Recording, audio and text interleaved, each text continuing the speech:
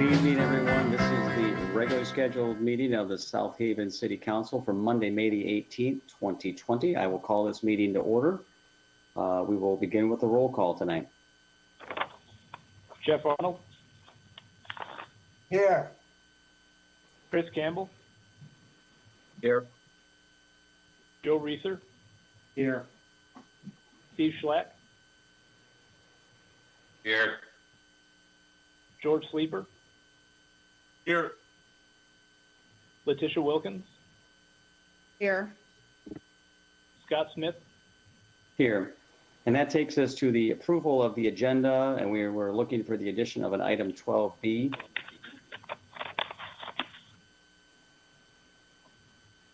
Jeff Arnold, I'll make a motion to approve the agenda with the noted change. Steve Schlack, I'll second. Okay, we have a motion and a second to approve the agenda with the addition of item 12B, which is special event 2020-15. If there's no other discussion, I will, we'll do a roll call vote. Hey, Mr. Mayor. Yes, sir. I was gonna add a comment. Basically, I'm not inclined to change the agenda this late in the game, just because I feel that we may be missing out on some public input that may be important in making the decision on this. And also, I'm not sure how this would align with the current executive order, the latest one that the governor put out. So I'm not inclined to add this to the agenda. Okay, very good. Thank you. All right, so we're still going to have, we have a motion and a second. We'll roll call this at this time. Arnold. Yes. Campbell. I need to abstain. Reeser. Yes. Schlack.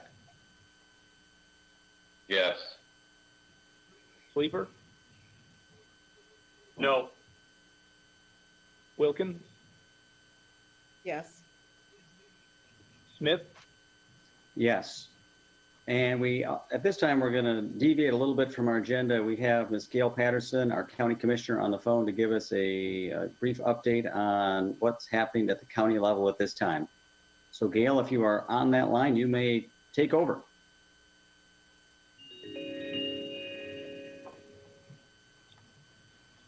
Caller, you are on the line with the council.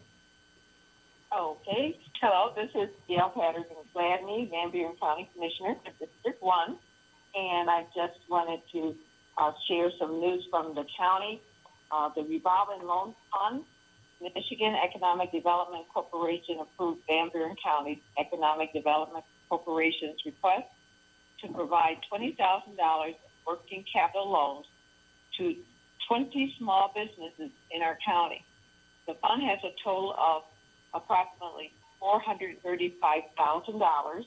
Of this total, $400,000 could be loaned for a period not to exceed 5 years.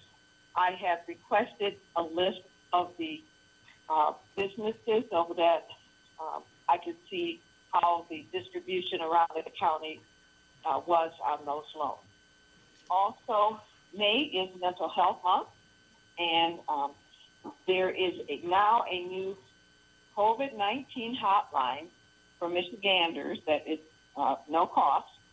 It's a confidential emotional support hotline, and it's available 24/7. There are Michigan Stay Well counselors who will answer anyone's call, and the number is 888-535-6136. Again, that's 888-535-6136. And just press 8 when prompted to speak to a counselor. I think this is very good for anyone in our county if they're having a need for emotional support counseling, and it is free and confidential. And that's my comment for tonight. Thank you. Thank you, Gail. Appreciate the updates as always. That takes us to the consent agenda items A through H. Need a motion in a second. This is George Sleeper. I'd like to make a motion to approve the consent agenda, items A through H.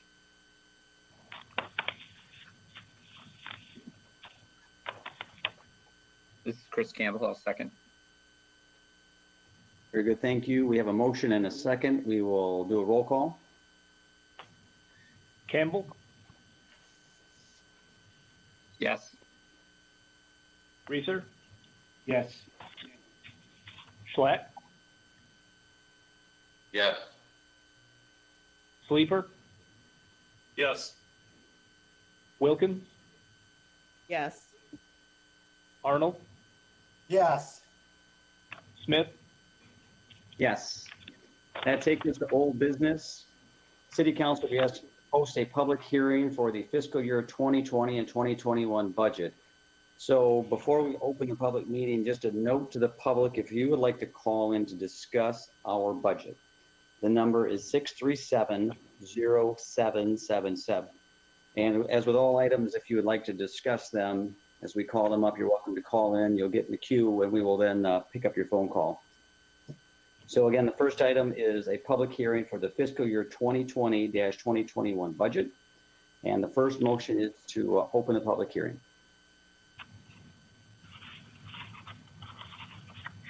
This is Jeff Arnold. I'll make a motion to open the public hearing. I'll second. Chris Campbell.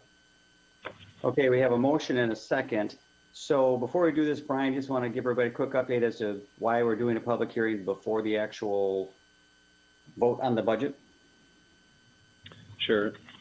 So members of council, for members of the community, the budget process is outlined in the city charter. The council is required to meet over a series of months and a series of public meetings. At your last council meeting, the council took steps to announce tonight's public hearing. For tonight, the council is being asked solely to consider the public hearing to receive any questions, any concerns about the fiscal year budget that would take effect on July 1st. At your next council meeting, that would be the 1st of June, the council will be asked to take final steps to adopt a variety of resolutions, thereby setting the public document into effect. As the council is aware, this process really starts in the late winter, early spring. The council goes through a process to create a list of priorities for the fiscal year. That priority list is then passed to the city's various departments as we work to build the budget document for the council's review. There are careful steps taken to ensure that the priorities that are laid out, that the budget document is a map to try and accomplish as many of those goals as possible. For tonight, we do have the ladies from our finance department, Michelle and Rosemary, are here. They've worked really hard for many months to get this budget document ready for the council's review and ultimately for the public's review. One of the primary focuses from tonight's budget document is combating high water. And if any of you were out and about today, you can see very easy and obvious evidence of why that funding source is so desperately needed.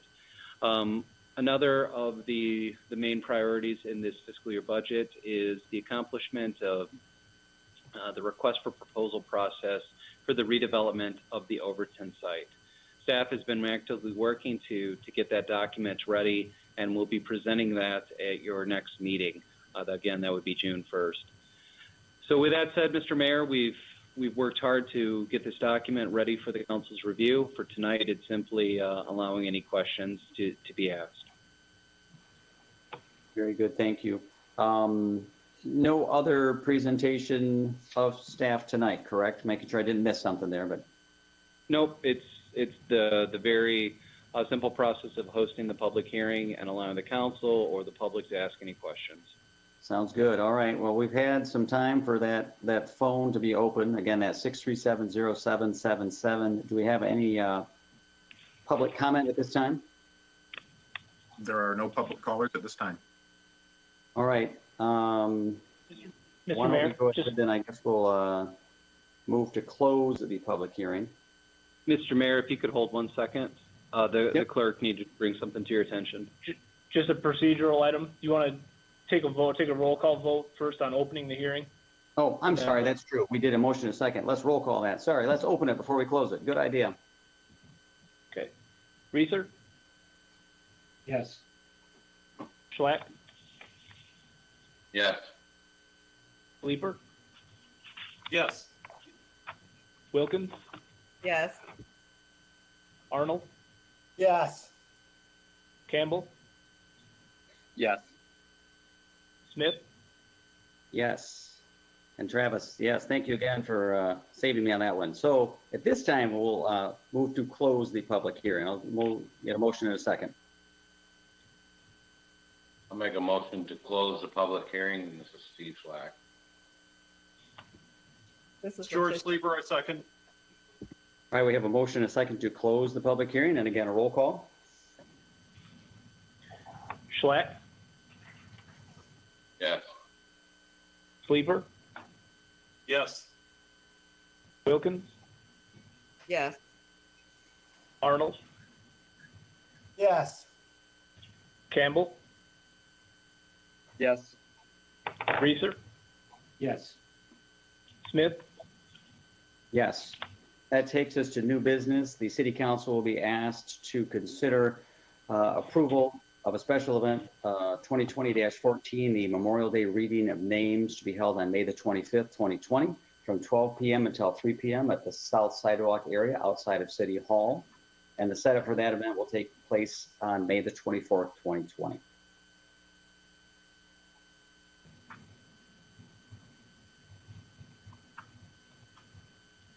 This is Jeff Arnold. I would make a motion to approve special event 2020-14, Memorial Day reading of names.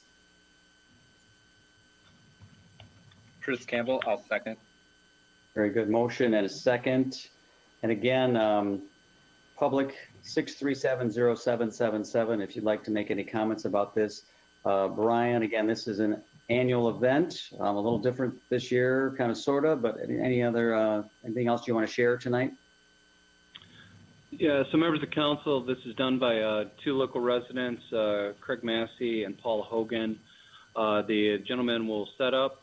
They will, for the most part, be on the City Hall front yard, away from the public walking by on any of the sidewalks. And literally all they do is they will pick a conflict, and every year they come and they will spend what could be a couple hours or the potential for the entire day. They literally will read every name of a victim of that foreign conflict.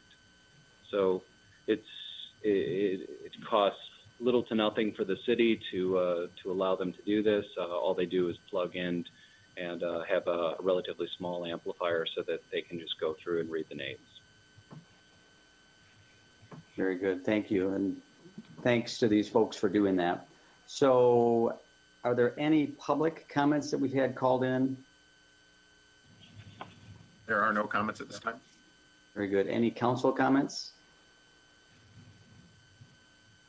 Okay, hearing none, we have a motion and a second. Let's roll call. Sleeper, Yes. Wilkins, Yes. Arnold, Yes. Campbell, Yes. Reeser, Yes. Schlack, Yes. Smith, Yes. That takes us to item 7. City Council will be asked to consider tabling a zoning ordinance amendment regulating balconies in the Central Business District until its July 6, 2020 meeting. Just need a motion and a second. This is Steve Schlack. I'll make a motion to table the zoning ordinance amendment regulating balconies in the Central Business District. Patricia Wilkins, I'll second. Okay, we have a motion and a second. And again, public 6370777. Brian, again, I know we've discussed this, but just a reminder that we're tabling this to get more public input. Yeah, members of council, all we're trying to do is bring this at the time when the council is allowed to meet face to face. It's been approved by the Planning Commission. It's something that the council has seen a couple of times. We've just been pushing it further down the road until the council's meeting face to face to minimize the effort the public may have to offer comment. All right, so very good. Thanks, Brian. So any public comments called in? No public comments at this time. All right, any council comments? Hearing none, we have a motion, a second to table this item until July the 6th, 2020. Let's roll call. Wilkins, Yes. Arnold, Yes. Campbell, Yes. Reeser, Yes. Schlatt, Yes. Sleeper, Yes. Smith, Yes. Next, item 8, City Council will be asked to consider tabling a zoning ordinance amendment pertaining to driveway widths until its July 6, 2020 meeting. Again, motion and a second. This is George Sleeper. I'd like to make a motion to consider tabling the zoning ordinance amendment pertaining to driveway widths until the July 6th, 2020 meeting. This is Joe Reeser. I'll second it. Very good motion and a second. And again, 6370777 for public comment. Mr. Doucette, same scenario as item 7. Absolutely, sir. It's something that's been queued up and ready for the council's final approval. Unfortunately, it came right at the time of the virtual meeting requirement. Staff is recommending that you just hold off on this until it's very easy for the public to come and speak their thoughts on the issue. Sounds good. It's good to give them that opportunity. So any public comments, any call-ins at this time? Mr. Mayor, I would just ask that we wait about another 20 seconds. Okay, very good.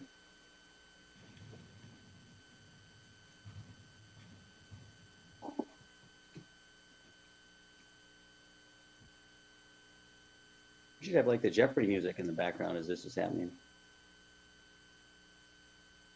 There are no callers at this time.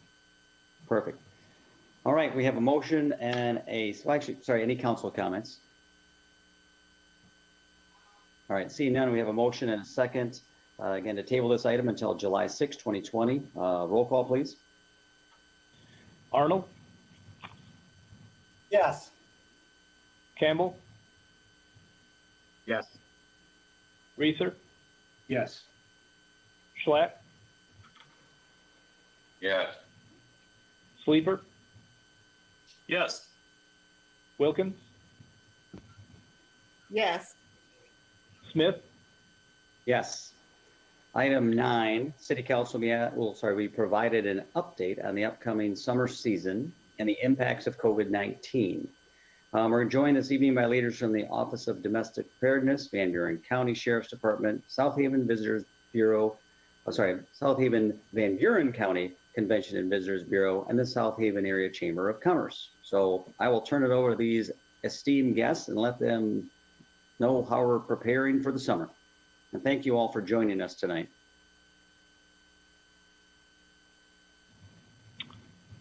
Okay, Mr. Mayor, I was just going to say, if you can call on them one by one, it'll probably help direct traffic.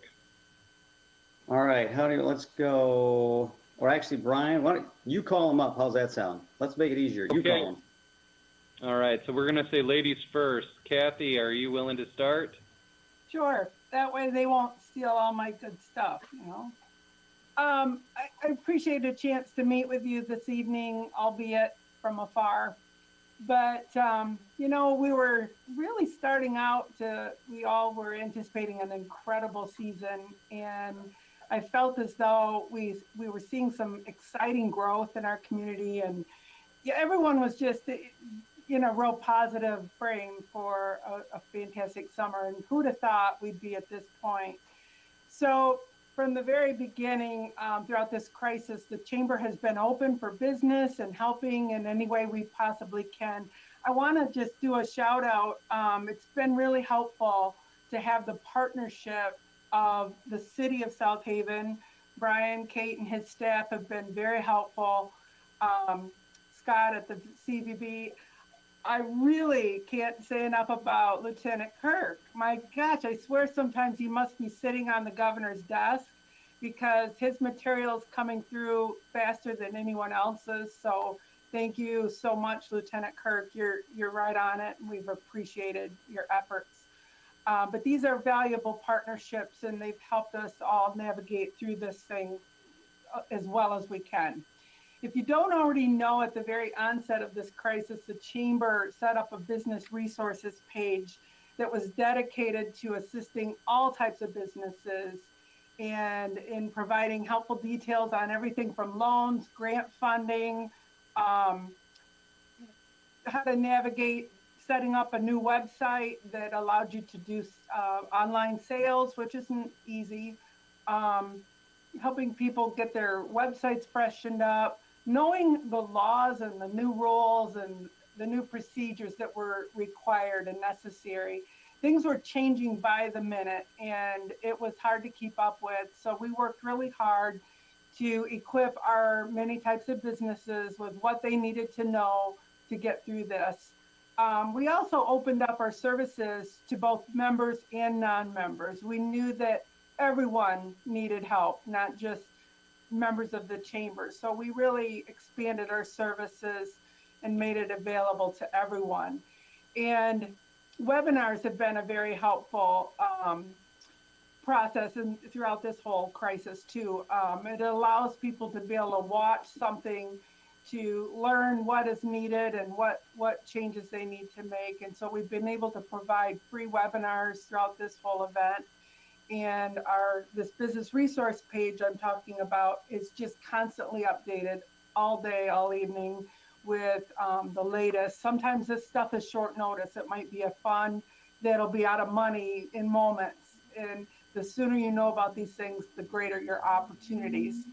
But right now our efforts are more focused on helping our businesses prepare to reopen and resume business.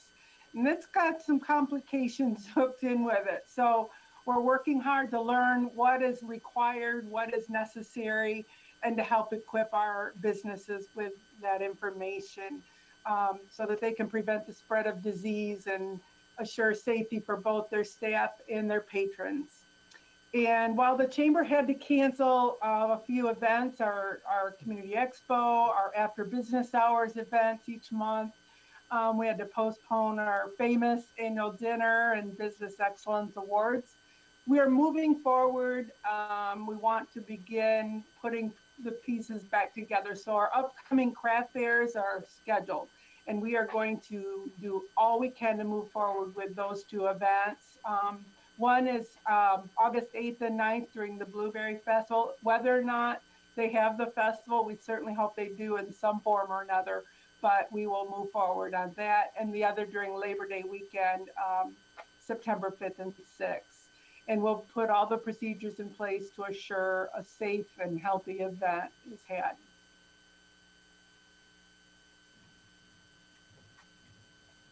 Very good. That's very encouraging. Thanks, Kathy.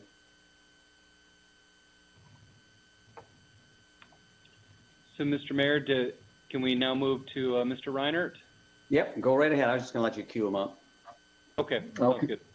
Thank you, Brian, and members of council and Mayor Smith. I would just echo what Kathy said. I think I would like to thank Brian and his team and Kathy, the whole group, for really continuing to have a consistent and positive message. You may have seen a lot of other communities across the state, kind of put up the "Not Welcome Here" banner fairly quickly, and I think we've worked very positively to try to let folks know that we welcome them when the time is right. So really appreciate all the work and effort with that. So quick update on lodging. CVB represents lodging properties in South Haven and Paw Paw. As you would expect, lodging has pretty much been decimated in April and May. Revenues we're anticipating off about 95% for those 2 months. At this point, advanced booking for the summer, as you would expect, are off where we would normally see quite a bit.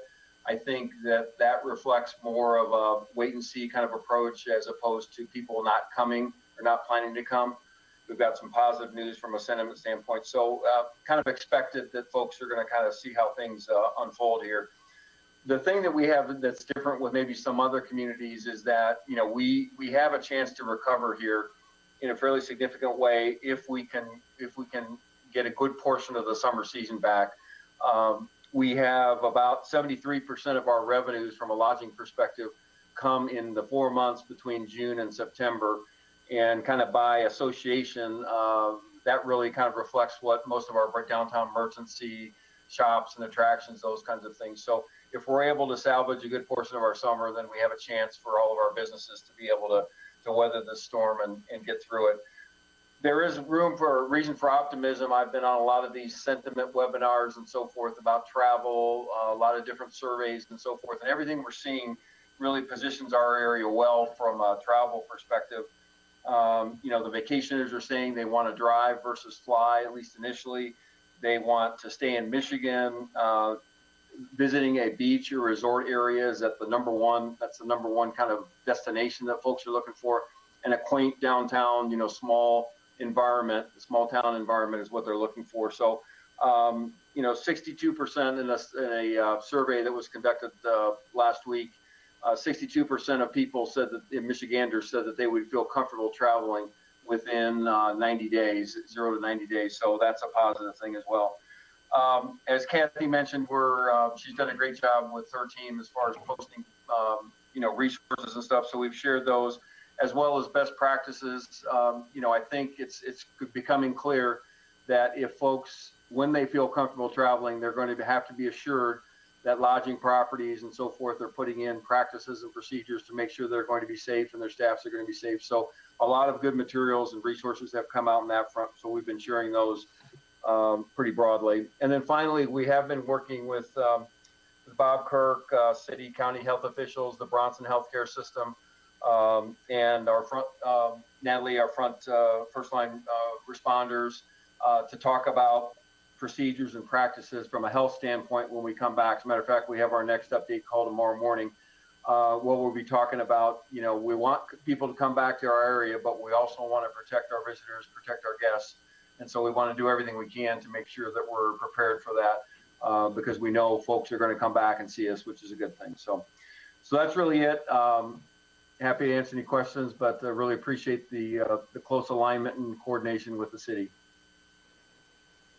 Thank you, Scott. Thanks for everything you are doing. And if folks haven't seen their new billboards, they're pretty amazing. So thanks again for all that you do. All right, who you want next? Who's left? Lieutenant Bob Kirk. All right. Evening, Bob. Well, I will admit that Kathy and Scott stole my thunder, but I do appreciate working with them and being able to chance to be able to give some input and advice when I can to the city. As they mentioned, we have been working closely with the health department and trying to do everything we can to try to get everything up and running on a positive note. Today's announcement is somewhat of a surprise. I didn't expect to see something like that, but in a way it's kind of good to see because it'll give us an idea maybe on how Traverse City, which is a big tourist area, is handling the people coming in, and also seeing if the crowds come back up there, which I have a feeling they will, because people are tired of being cooped up, to be honest with you. So it'll be interesting to see how they do this. And we're hoping soon that we get things open back up. Kathy, one of the things I wanted to mention to you also is that the health department's been working on a reopening toolkit. And I just was informed here about an hour ago that they had just completed that. So as soon as they'll get that information out to everybody, and you can add that to your website of information they're providing. And I think what they're looking for is providing information.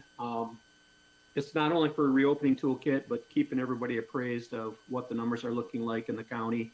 If we got spikes, or usually they're looking at a 14-day trend is what they're looking at. So that's good to hear. As far as emergency management, right now we have been a little bit slow, believe it, on the COVID. We're just kind of in a monitoring stage, seeing what's taking place, providing the resources to our emergency responders when they need it. Right now, everything seems to be a little bit of an increase in the county. We've had 119 cases, positive cases, which was a slight increase over the weekend, but we're still just at 5 deaths. when you look at the number of people within the county and the number of positive cases, really that's below 1% on what our population is. So when you kind of look at it that way, those numbers are good. However, we don't want to see any of those numbers, to be honest with you. So all we can do is kind of continue to prepare, assist with whatever you folks need in your area, and anything that we can help out with, just be sure to ask. Very good. Thank you, Bob. I know I've heard a lot of great things about the work you've done.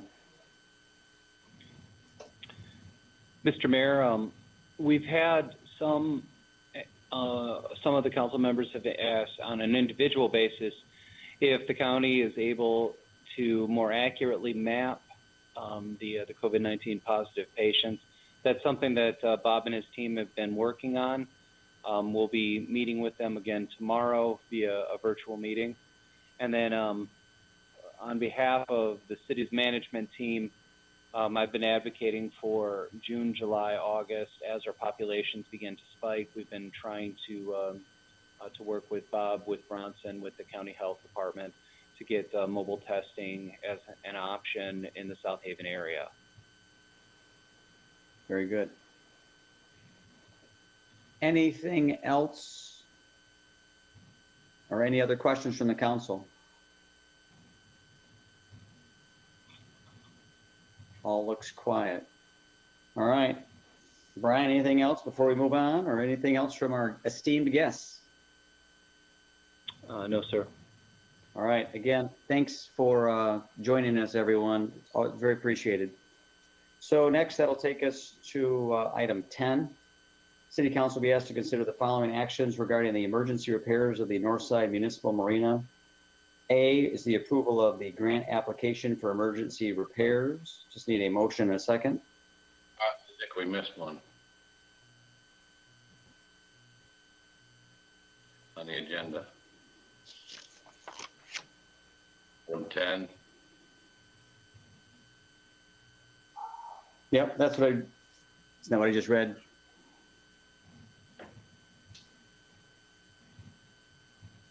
So item 10, oh, sorry, make sure I'm mic'd down.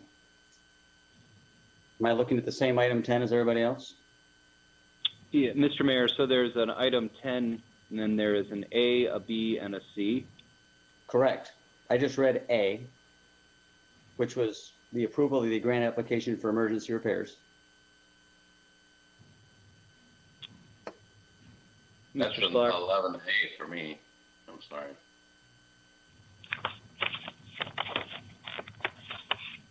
Gotcha. If everyone else has 10A, I'm showing 10A as the approval of the grant application for emergency repairs. I've got a nod, so maybe motion that one up and then we can discuss it. We'll make sure we're all talking about the same thing. Okay, I'll make a motion to, this is Jeff Arnold. I'll make a motion to approve the grant application for emergency repairs. Chris Campbell, second. Okay, again, so I have a motion and a second for the approval of the grant application for emergency repairs. And this is again regarding repairs of the Northside Municipal Marina. Public, if you have questions, 6370777. And then Brian, why don't you tell us about this grant application process? So, Mr. Mayor, members of council, I'm going to defer to Kate. Kate Hozier has been actively working on all things marinas for months. And for tonight, she's going to walk you through items A, items B, and item C. Thank you, Brian. Thank you, City Council and Honorable Mayor. What this is a grant application that we put in on April 15th to be considered for emergency funding from the Michigan Waterways Commission to the tune of about half or 50% of our amount, which is around $750,000. This comes with our electric system, our shore power system being compromised, and of course our docks being underwater, which was clearly visible today. We have been working with Edgewater Resources, and they helped us put that grant application together. We submitted that with all the supplementing documentation as required, showing the marina books, our finances, our docks, the number of boats that we get in a year. All that was submitted along with letters from staff. So that has already been submitted. So this is just a after the fact approval for you to look at what we have submitted and what we're asking the state for. The price tag of the work comes to $1,571,599, and so we are looking for 50% match. Resolution 2021, I believe that's the correct number, is for the $1.75 million loan. That is actually item C. We are working with Edgewater Resources, as I said, and they are working with Midwest Construction Group and have talked to a number of different contractors. Because we're not modifying the dock structure themselves, we're looking at most of this as being carpentry and utility work. So we're looking at new electric lines, new panels, new pedestals to be going down, and then a deck to be built over those utilities for the new walkway. So that is the bid proposal.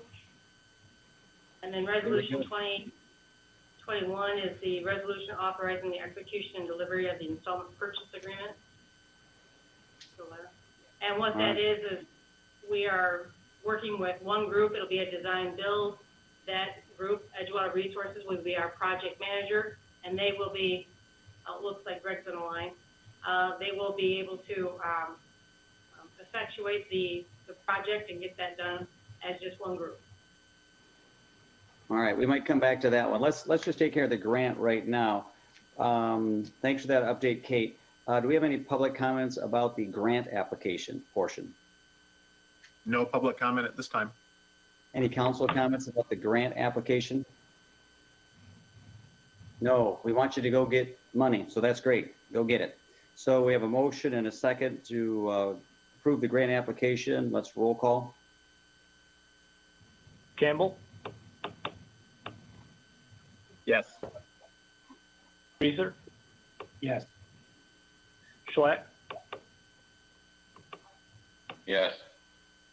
Sleeper, Yes. Wilkins, Yes. Arnold, Yes. Smith, Yes. That takes us to item 10B, which is the approval of the project bid from Midwest Construction Group, Inc. Again, I'll motion to second this one. This is George Sleeper. I'd like to make a motion to approve the project bid from Midwest Construction Group Incorporated. Jeff Arnold, I'll second.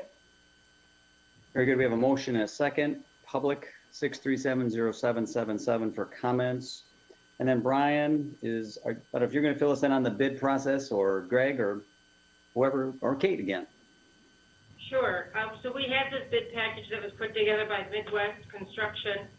Greg is also on the line should we have a further questions. Of course, we have a generalized time frame for when this work would start, but that's all based on when the work would begin. If you look at that, that's obviously a very aggressive schedule when we started looking at this project very early in April. We are looking at a number of different things that would have to be done out on the docks, and most of it would be electrical, mechanical, installing new utilities, and then of course the construction of the new decking.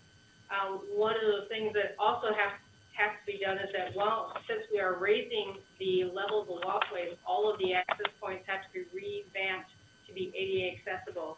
That means cutting out all of the concrete to bring it up to a certain level. I think we're talking about raising it 12, 13 inches, right, Greg?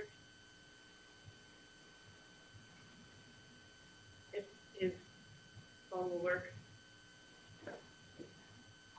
So that is, that's what we're working on with this bid proposal. All right. Hey, so Kate, just also to clarify, I think a lot of people, if you went down there today, you can't see a dock down there, as you know. I mean, they are just submerged. So will this, when we're done here, will it give us any leeway to get, if we were where we are today, or even 6, 12 inches higher, is it going to address it? Yes. Yes, if the project were done today, we would be out of the water by several inches, and the new electricity and the new lines would all be will be covered. and protected from any surge or any ice or damaging like that. Okay. So that's very reassuring, and I think that's good just for everyone in the public to understand that we're anticipating kind of the highest of high water situations in this construction project. So that's good work on everybody's part.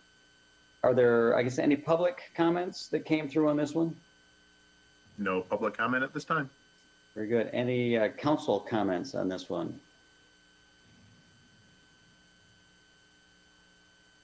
Got nothing. Very good. Let's, we've got a motion and a second. Let's roll call, please.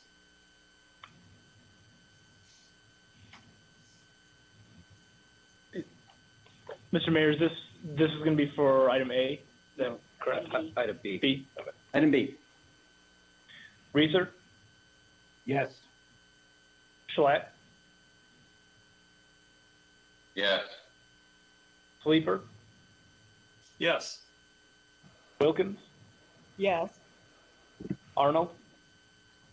Yes. Campbell? Yes. Smith? Yes. All right, Travis, you made me nervous. We did roll call item A, right? Yes. Yes. Sorry about Okay. that. Oh, it's okay. You guys are trying to make sure I'm on my toes here. It's good. Item C now is approval of Resolution 2020-21, which is a resolution authorizing execution and delivery of an installment purchase agreement. Just need a motion and a second, please.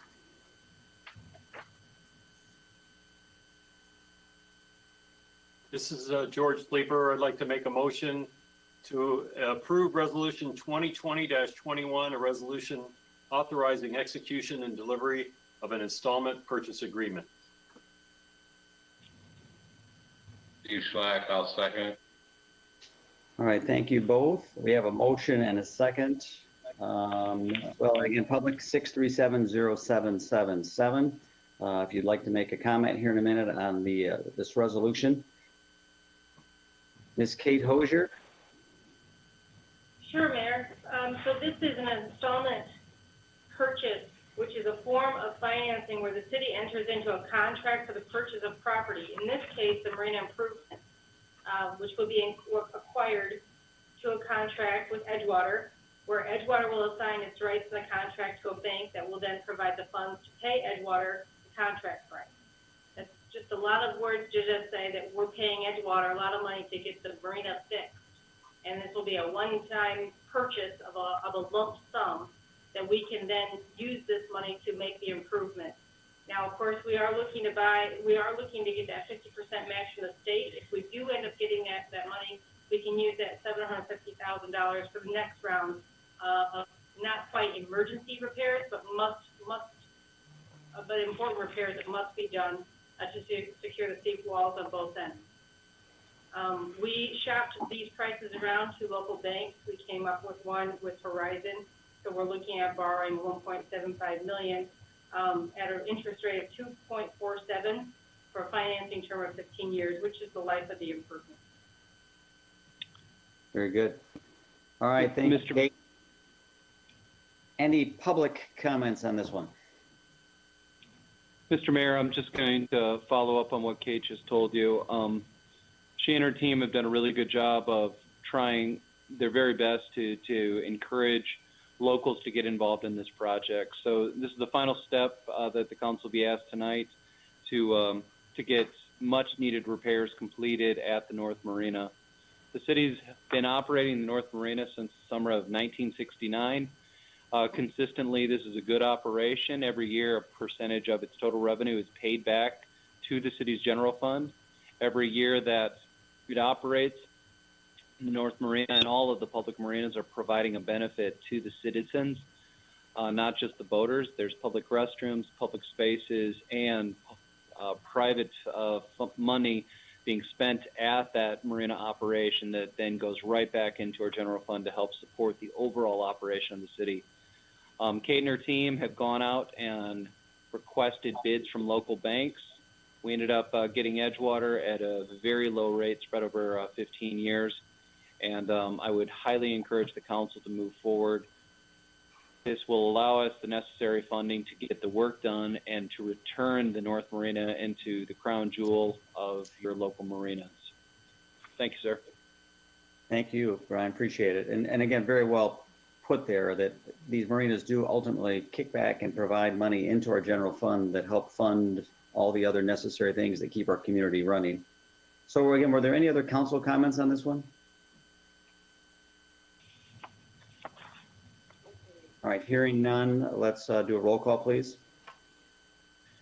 Schlack?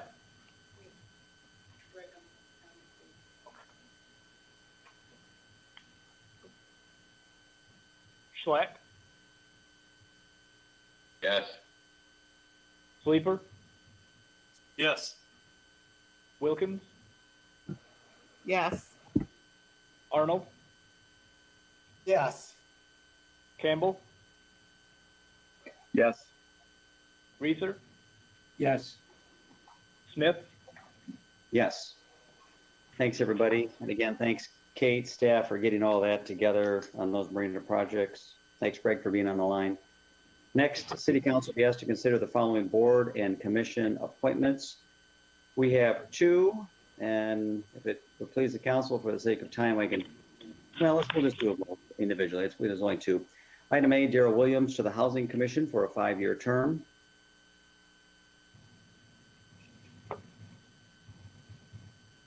Jeff Arnold, I'll make a motion to nominate Darrell Williams to the Housing Commission. Appoint. I'll second Chris Campbell. Very good. Motion and a second to approve that nomination to the Housing Commission. I guess, Brian, we don't really need a comment. We don't need public comment on this one either. Let's roll call this one. Sleeper? Yes. Wilkins? Yeah. Arnold? Yes. Campbell? Yes. Reeser? Yes. Schlack? Yes. Smith? Yes. And thank you, everybody. The next one is to appoint Ms. Amy Nichols to the Planning Commission for a partial term expiring in 2022. This is George Sleeper. I make a motion to approve Amy Nichols to the Planning Commission for a partial term expiring in 2022. This is Steve Slack. I'll second that. Very good. Motion and a second to approve that appointment. Let's do a roll call, please. Wilkins? Yes. Arnold? Yes. Campbell? Yes. Reeser? Yes. Schlack? Yes. Sleeper? Yes. Smith? Yes. And again, thank you to Mr. Darrell Williams and Ms. Amy Nichols for your service. That would take us to item 12, which is City Council will be provided an update on the flooding concerns, which are impacting property owners along Dunkley Avenue and the North Shore Drive area. I'll turn that over to Brian and Kate and maybe Greg too. Yeah, so Mr. Mayor, Greg's been having some trouble connecting. What I'm going to do is just ask him to call my cell phone. He can participate best just speaking over the speaker phone. I'm also going to pull in Attorney Curcio and Bill Hunter, our DPW director. We're going to walk the council through the staff report, just talking about what has been done, what could be done, and then what our potential funding source is if the council is desirous of tackling more than what we have in place. What I'm hoping we can do is, with some help from our IT folks, there was a video that was taken earlier today by South Haven Area Emergency Services showing the amount of flooding that's occurring at the city's wastewater treatment plants and along Dunkley Avenue. I'm going to ask our guys if they can pull that video up and begin displaying it while we get into this discussion. Now, with that said, this may take just a second, and Nick, are you comfortable getting the conversation going? I could do that. It's in terms of the options that are being looked at. Yep, and while you're talking, I'm going to pull in Greg Wykamp and just let him listen in. Greg, can you hear us? I'm here. Okay, Greg. Nick's going to start, and then we'll pull you in. Perfect. Go ahead, Nick. The video, that way you can have it. So the high water in this area essentially goes back to early summer of 2019. And towards the end of the summer of 2019, Edgewater produced a memo for the City Council's consideration outlining 4 potential options for trying to mitigate the flooding and high water in this area. And those are listed in the staff report here. The first would be to take no remedial action and let water levels subside naturally. Second being to place sandbags in parts of the right-of-way and pump out standing water. The third was to install permanent upgrades to the storm sewer and pump system. And the fourth was to permanently elevate Dunkley Avenue, which was the most significant and costly of the 4 projects. In 2019, council opted to go with option number 2, which was to place sandbags in parts of the right-of-way and pump out standing water. In the process of placing sandbags, some property owners in the area objected, and that plan wasn't followed through with entirely. So the city has basically been trying to address this almost entirely through pumps for the past year. Property owners in the area continue to be concerned about the high water levels. As you can see, they're quite high throughout this area, and are looking for the city council to do something further, perhaps to revisit options 3 and 4 that were considered in 2019. And city staff has also been working on a 5th option that's described in the report, and Bill Hunter could probably speak to it in more detail than I could. But it involves placement of sandbags and barricades, not only in the city right-of-way, like option 2 that was proposed in 2019, but also in some key locations on private property. Because of the placement of bags on private property, that option would require private easements from some of the homeowners associations, condo associations in this area. So it would have to be a collaborative effort. And my understanding is that plan is kind of in the early works at this point. I don't think much contact has been made with property owners to see if there's much interest in that project.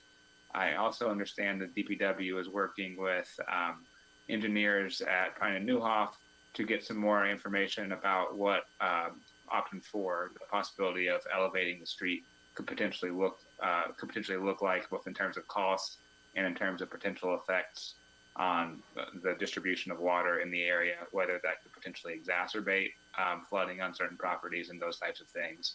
So I think all this to say is that the city's looking at a number of options at this point, and is looking for feedback from council on any of those options, as well as the funding for them. As mentioned in the staff report, would be possible to establish a special assessment district for this area, and to spread either all of the costs or a portion of the costs to the properties that would be benefited from any of these projects. Is that a good summary, Brian? Is there anything else you were hoping for me to address? No, Nick, that's a perfect summary. Members of council, we have a couple others that I was hoping to have talk with you. We have Bill Hunter, our DPW director, is on the line. And over the last week, Bill and his team have been actively working to install materials provided to us by the Army Corps of Engineers. Those would be the HESCO barriers that some of you have likely seen on the South Beach, and some of you may have seen them at the wastewater treatment plant. I was hoping Bill could take a couple of minutes and just talk to you about what his team has done with the HESCO barriers, as well as with auxiliary pumping at the site. If you're looking at the display right now, you could see it. I'll ask Phil to just replay that video while Bill talks with you. Bill, can you cover HESCO barriers and also auxiliary pumping? I would be happy to. Last week, staff with supervision of Army Corps of Engineers plus a representative from HESCO, we installed HESCO barriers at the wastewater plant in the South Beach. Our goal for both of those installations was, of course, critical infrastructure. At the wastewater plant, there's been a lot of flooding in the area that's actually affecting the process of the wastewater plant. Earlier today, I took pictures of the effluent overflowing. Good thing is the barriers are working in addition to the pumps that were purchased, and we're able to pump that discharge and still maintain the operations of the plant, which is a good thing. The second area we installed HESCOs was South Beach. This last winter, as all of you are probably well aware, those waters were coming right over the street with those November winds. So these barriers are intended to stay in place. There's 2 openings in the barriers for emergency access, as well as maintenance to the beach. Then they cover, so they're protecting the million-gallon clear well that's located approximately where Chris has his the company the kayak launch right over top of there. You can actually see it by the building, and there's a snorkel there, and then it wraps all the way around. So we learned a lot of things actually having HESCO there with the Army Corps. Actually, the Army Corps was observers like us, because this is the first time they were using them as well, at least in this area or this region. So a lot of it was just learning, and it was good. We learned a lot of good things from the HESCO representative. That being said, let's roll right into actually option number 5, which Nick mentioned earlier. Due to concerns we were getting from some of the affected property owners of the high waters at the Dunkley area, we tried to brainstorm, and we came up with another option, option 5. Reason why this probably wasn't presented to City Council before, we're talking about utilizing private property. We typically, as a public entity, we try to stay away from that because we have to get agreements, and there's a lot of legwork just to get that done. So, but this is kind of out of the box thinking that Mike and I put together, and think did a good job. It mentions actually HESCO barricades actually on private property, damming up, let's call it Dunkley, so sandbag dam, doing also another pump system, a plug-in pump just west of that. More sandbags actually, and then going into private property at Slipaway Cove, and then actually more sandbags, and that would be the Marina Townhomes condominiums property as well. So it's just to add on to this. It still has, is it going to solve everything? There's openings. We have video actually from not that long ago where the whole area was flooded, and this won't solve that. If we get some kind of wind from the west and it pushes up the Black River, this won't solve that either. Like Nick said earlier, we have under contract Prine and Newhoff. They are looking at option 4, which is that $460,000 permanent fix. We don't know if that's a permanent fix. That's why we hired them. They're doing a topo, and they're looking at everything, because you can only raise the road so high. We have to keep to the elevations of the properties. You can only raise it so high once it affects the property. So we have some restrictions here, and that's what Prine and Newhoff is looking at. So I can answer any questions that City Council may have on option 5 or the HESCO barriers. I have a question. Okay, go ahead. The HESCO barriers, now they look like they're a bag inside of the metal mesh outside. I assume the bag is enclosed all the way through the bottom, so water can't hit the bottom of it and actually start sucking the sand out of the bottom of that. No, they're actually open on the bottom, Chris. So I guess from the beach standpoint, if we get a wave action, wouldn't that pull the sand from underneath, creating erosion? That's a good question, because I brought that up myself because I was a little confused myself when they brought it up. The HESCO rep said actually when these first get set up, there's going to be, and I think I explained this to Brian one day when it first set up, and we had a call that they weren't working. They got a seat, meaning we have to let the water hit. what it does, it's actually, you have some separation of the grains and they're not compacted. So the water actually going through it will compact and push and condense the sand and actually will make it waterproof after that. But it's going to need some seeding, let's call it.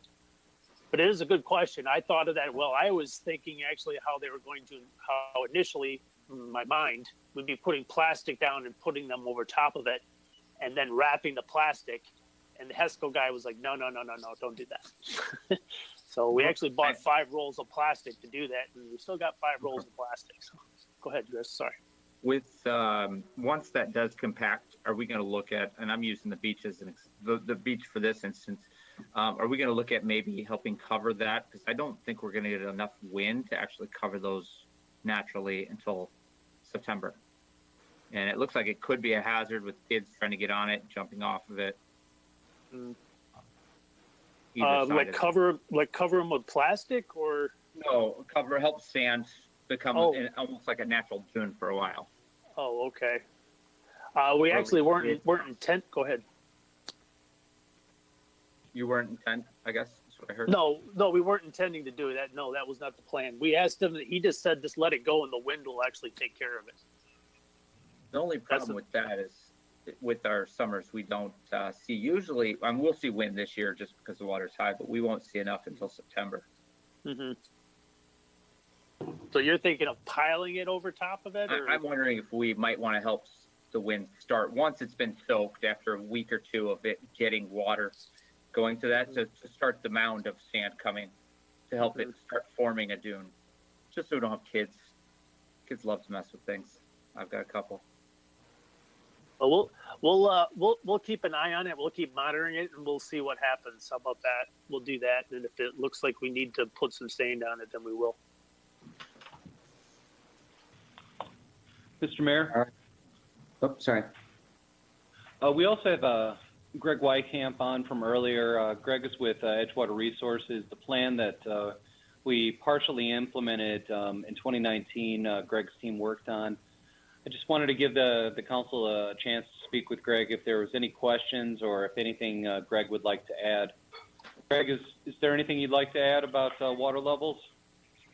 I would point out that we are currently at about the close to the high water mark of last summer right now, and we expect to go up another 6 inches, so it's about very timely to be dealing with this. Very good. Hey, Greg, this is Scott. I know I just had one question, which is, we did this partial plan, but we didn't really do it because we weren't able to do the sandbagging. So I guess I feel like I don't know how any pumping, even permanent pumps, I guess, I'm just curious at your thoughts on even permanent pumps and just when the water is as high as it is now or 6 inches more. I mean, I guess I just wonder, could they handle even the permanent pumps? Are they going to be able to handle this kind of water? Well, that's going to be a factor of volume and pump sizing, and certainly through the engineering process, they'll size that appropriately. I think the key here is if you're really going to protect an area, you can't have openings, because if it can be breached anywhere, the water, when it rises to a certain point, will flank it and get inside the system. But if the pumps are designed to accommodate that flow, it can work. It's just a tough scenario. The raising the road scenario very quickly creates flooding on the private property, because you're no longer having an outlet for that water to go onto the public roads as it has in the past. So there's no really simple solutions to these that are that allow us to do everything and have the dry area. Inevitably you end up closing off some areas if you're going to do it as much as you'd like to. Very good. No, thank you. I think that's helpful. I mean, it's just so high right now. And to your point, any openings, so we didn't sandbag this time, and obviously it's going to find a way around when it's like this. So I guess we'll just have to, I'm curious on what other council members are thinking about the proposals, or I guess, Brian, are you looking for us to throw out our thoughts on the concept of special assessments? Because I am a fan of at least partially funding a more substantial fix via a special assessment mechanism. Mr. Mayor, before we dive into how to pay for this, we do need to also address Ellen Avery Park. Bill is still on the line. Bill and I have been in regular communication with some of the residents living immediately adjacent to Ellen Avery Park. This would be off of the southern edge of North Shore Drive, just prior to the Black River.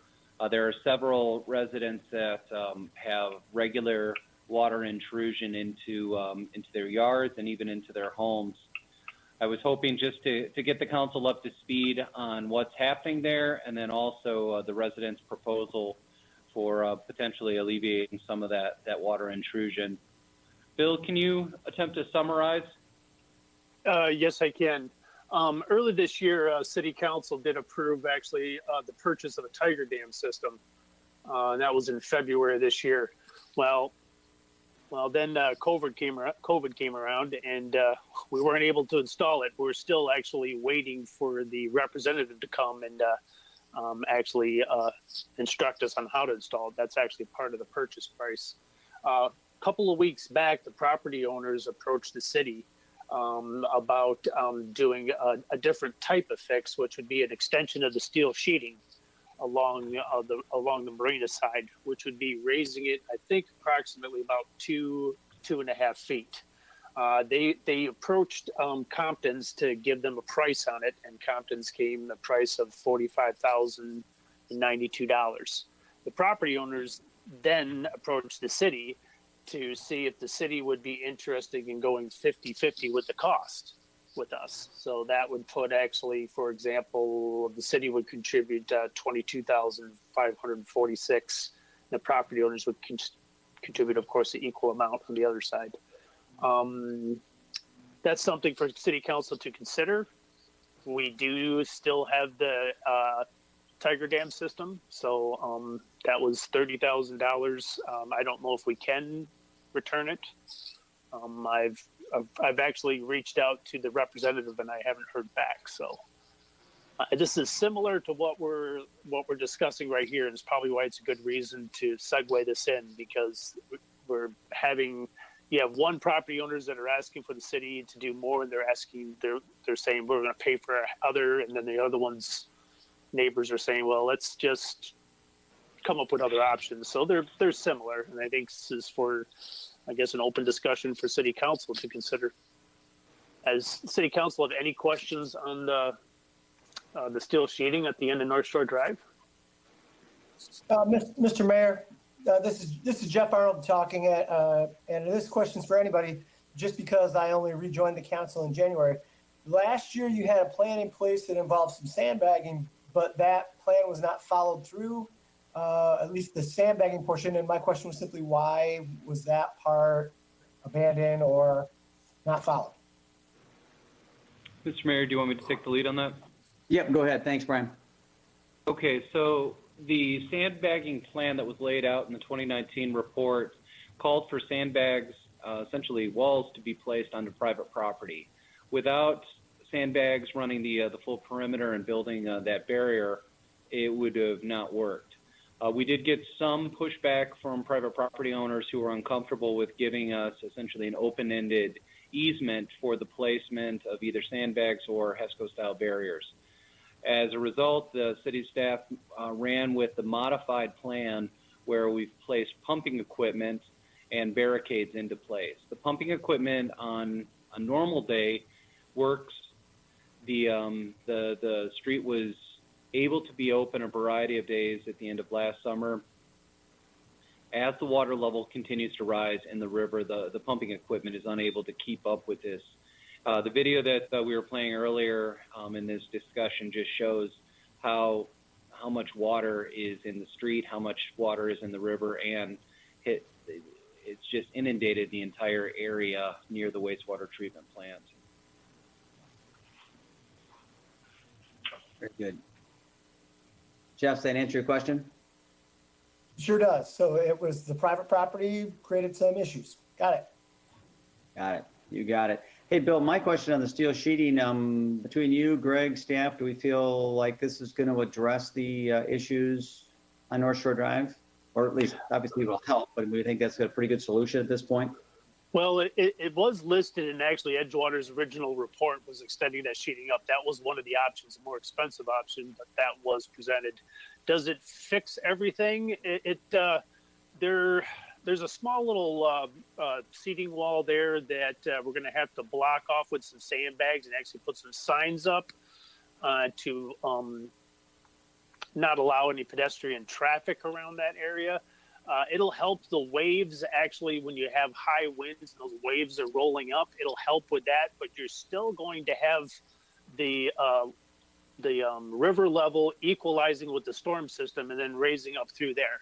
There's really no way around that. We did look at trying to put some kind of one-way check valve in there. Unfortunately, the pressure it takes to have the check valve open, or even will open, I don't believe it will. It'll be equalized on both sides. It'll just sit there. It'll actually block the water, and it won't allow it. But you would have to have at least about 4.6 feet up above the outlet, which would put water into everybody's house and just flow it over. So you're always going to have that problem unless you put up some kind of pump system or you raise and change the whole end of that road and try to raise it up.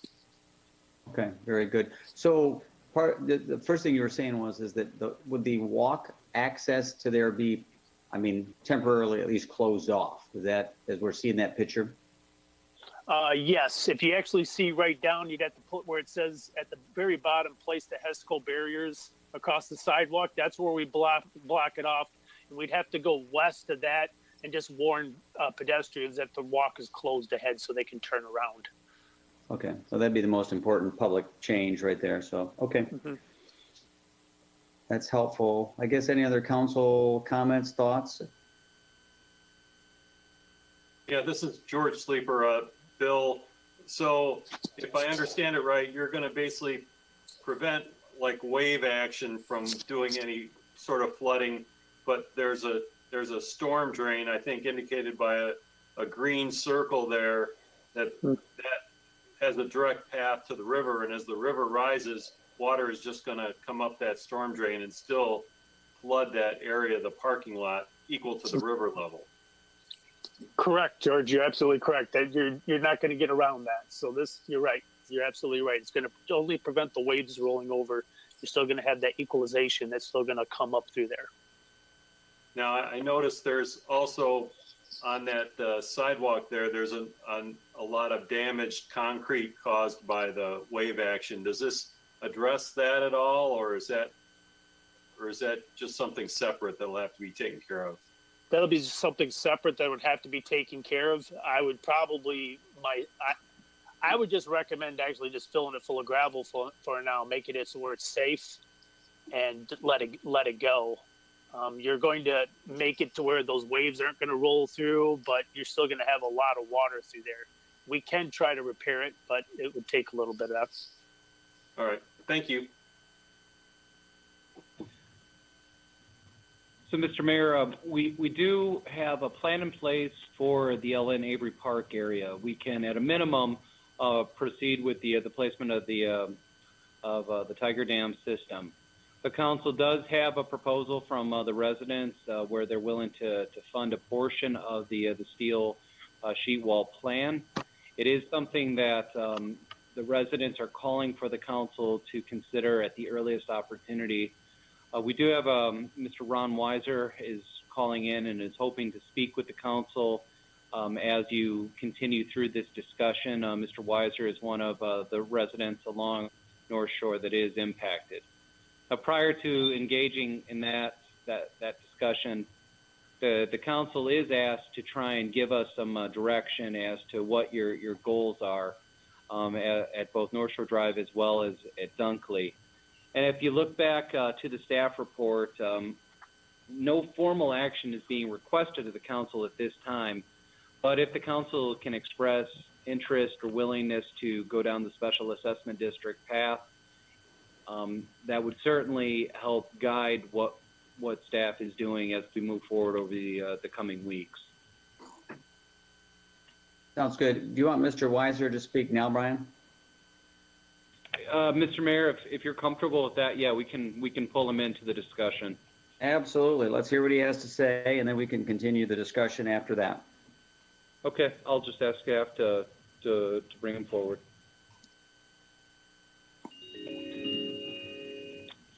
Mr. Weiser, you're on with the council. Hello? Good evening, Ron. Hey, Ron. Ron, you're on Yeah. with the city council. Go ahead when you're ready. Okay. Am I supposed to be speaking now? Yes, sir. Yep, you're on speaker. The full council can hear you. Okay. Mr. Mayor, Mr. City Manager, the City Council, I appreciate your opportunity, giving us an opportunity to talk. Just a little background history on the Ellen Avery Park and that area down there. Patrick Hawkins, Jan Frizzle, and I built that park 100%. We paid 100% of building it, and 17, 18 years ago, and we paid 100% of the maintenance of that park, which runs about 10 grand a year. So we try to keep that park up, but the waves come up over and have washed the sidewalk out constantly every year, damaging that sidewalk. And of course, the city has to come back in and replace the sidewalk every year. And we have a constant maintenance problem of repairing to the sidewalk, to the west of the sidewalk, where it washes out.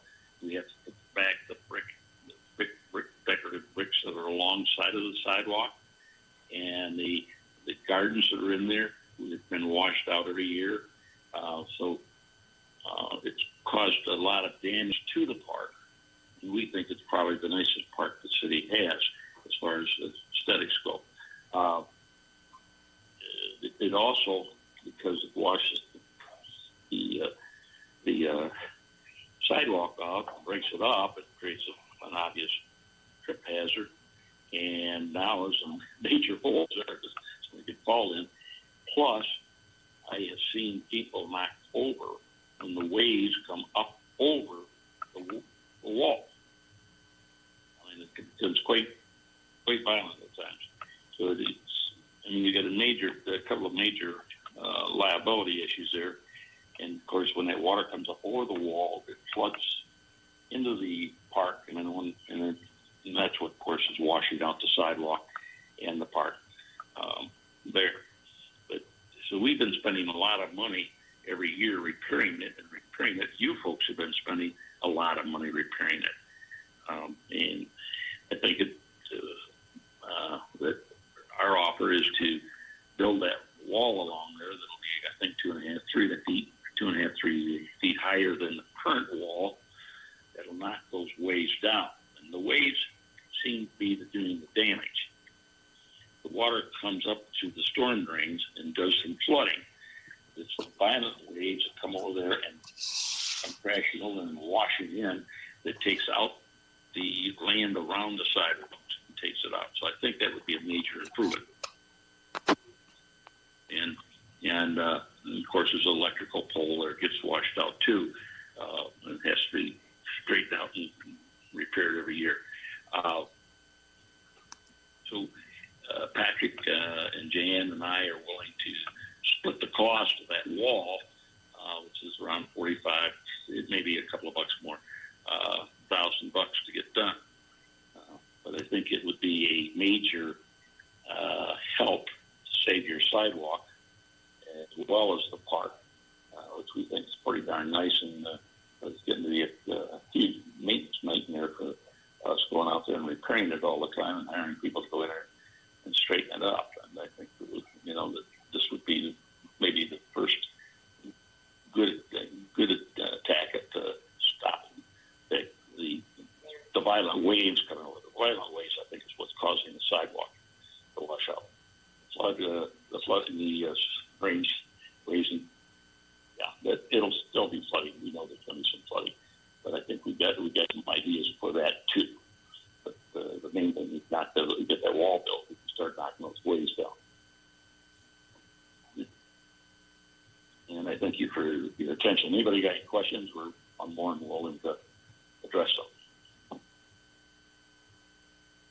Hey, Ron, this is Scott Smith here. I want to thank you for taking the time, one, to call in, and obviously your willingness to participate in the fix. So we do appreciate that, and I'm sorry Mother Nature is not being kind to everybody right now. It is, there's a ton of water. Yep. We'd like to do our share with, repairing. Well, we appreciate it. Any other questions? Things going to bad work, so we got to get going because we got to go a couple more, commission meetings to get this all approved before we start to work on it. Mr. Mayor, members of council, any further questions for Mr. Weiser? Okay. I'm good, Brian. All right. Mr. Weiser, I'm going to go ahead and disconnect you and allow the council to proceed. Okay, thank you very much. Appreciate your attention. Thank you, sir. All right, Brian, any other staff information you need to give to us, or you just want us to ponder? We can maybe do this, might be easier to do this kind of one at a time, but I think maybe we just start off on the North Shore side, if that makes sense, and I think that's the easier of the two. And then head back to Dunkley. Sure. So, Mr. Mayor, members of council, on the North Shore Drive site, it's a smaller area. It's probably the easier area for us to tackle. And this is really, we are, as a city, going to proceed with placing a barricade there to try and control water. The question that needs to be answered is, does the council wish to proceed with the use of the Tiger Dam that has been acquired? That is a piece of product that we have yet to install. It is a piece of product that potentially we can send back. However, we don't have confirmation of that yet. The homeowners are asking that instead of using that Tiger Dam, that the council consider partnering with them to extend the steel sheet wall up higher to try and control some of that storm surge. Without a doubt, if it's the Tiger Dam or it's the steel sheet wall, we will still have some flooding coming from the storm sewer. Literally, we'll have some geysering occurring from river water acting as a geyser up out of the storm sewer. We don't have a solution for that at this time. It's really just the use of the Tiger Dam or extending the steel sheet wall. If the council can offer some feedback to staff, it will really help us on figuring out how best to proceed. Okay, perfect. So I will wait and hear comments from other folks on this one, and I'll jump in. So anybody have any thoughts? This is Jeff Arnold. If we're unable to return the Tiger Dam, would we have an additional use for it if we don't use it here? Let's say we go with the steel wall. Would we find another use for the Tiger Dam? Staff, I'll defer to Bill Hunter. I'm not sure if Bill's thought about where else that could be used. Bill, can you answer that?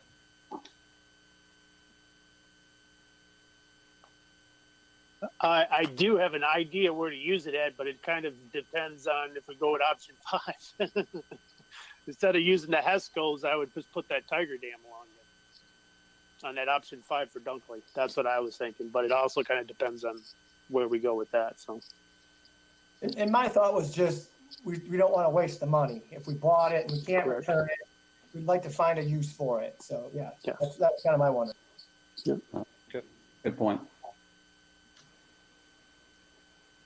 Very good. Anybody else? Mr. Mayor, this is George Sleeper. So I just think that we have an opportunity here to work with the nearby property owners that obviously have some vested interest in that area and want to work with us. I think this is a great opportunity, and it looks like we may actually end up with something that might cost us a little bit less money for the taxpayers if we go that option than what we had originally proposed. So I'm kind of leaning toward that, especially if Bill thinks you might be able to use a Tiger Dam somewhere else. Very good. Thanks, George. Anybody else? Black, I would lean towards working with the property owners under the condition that we maybe got some legal advice regarding setting precedent. and making sure that, because this is a public park, it sounds like it's basically a gift from the owners to work with us. I would want one to make sure that the objective is met by raising the seawall. I have some questions on how that would be done and what the bid was and estimate, but those are for engineers. I would be willing to work with the property owners as long as it doesn't set a precedent and make things work for us down the road. Thank you.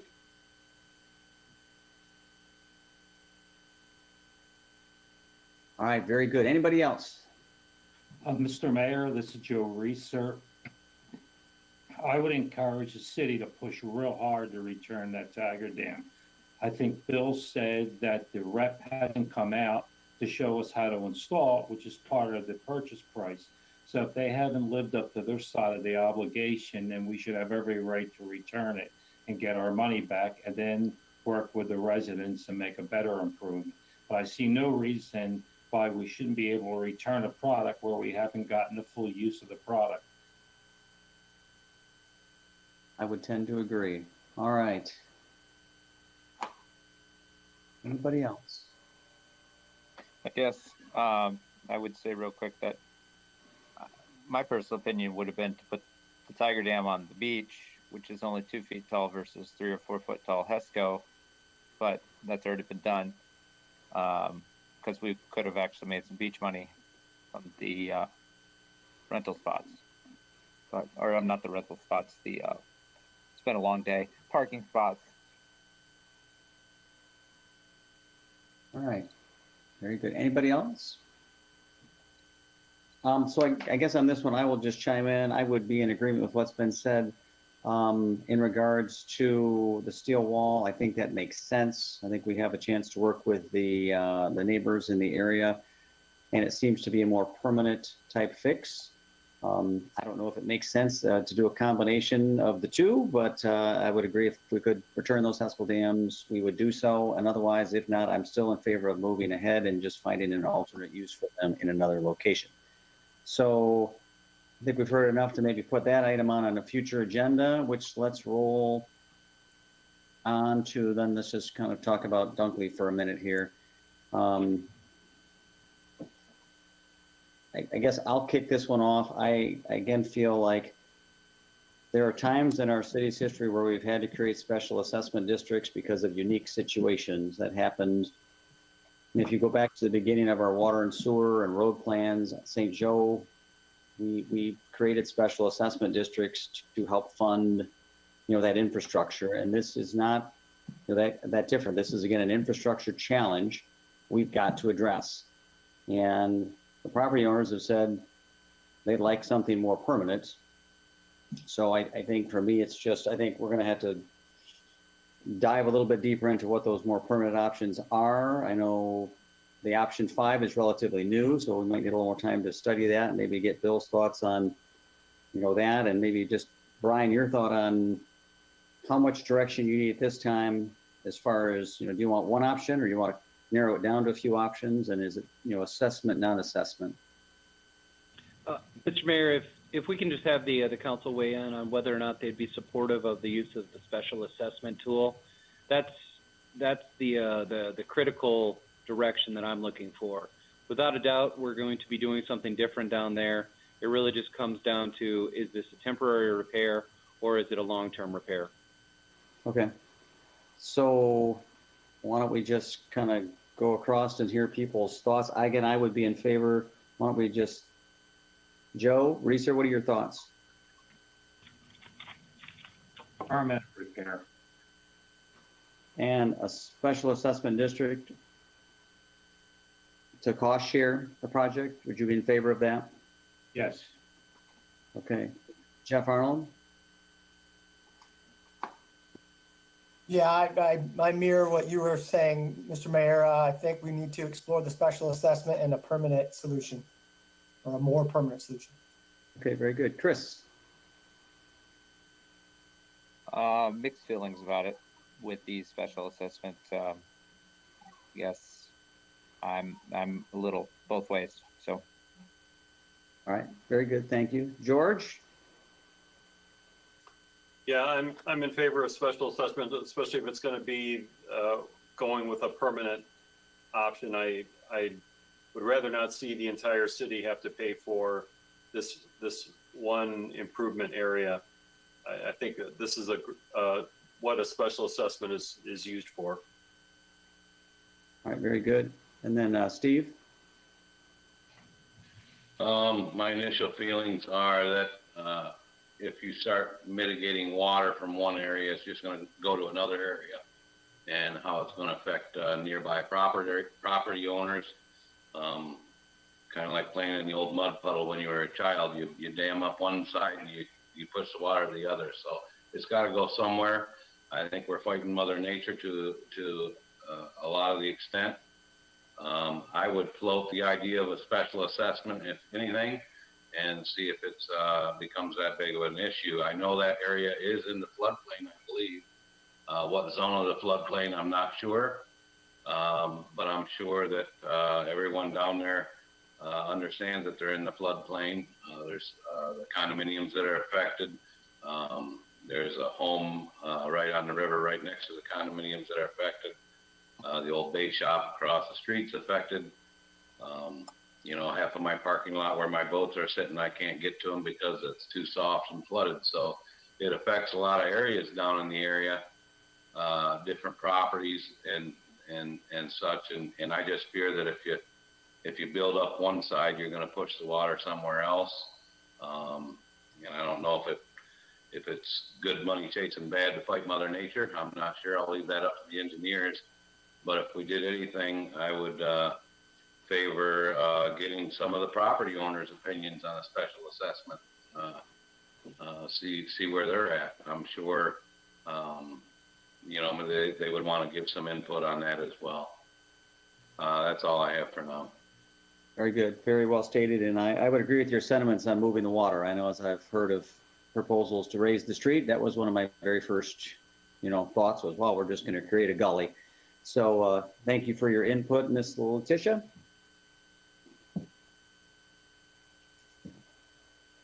I would support a special assessment in hopes that we would find a permanent solution. And I agree with Steve about getting input from the property owners. Good, yeah. We would definitely, as we move forward with this, and again, we're looking for, again, a sharing, because clearly there is public interest in the area. There's a park down there.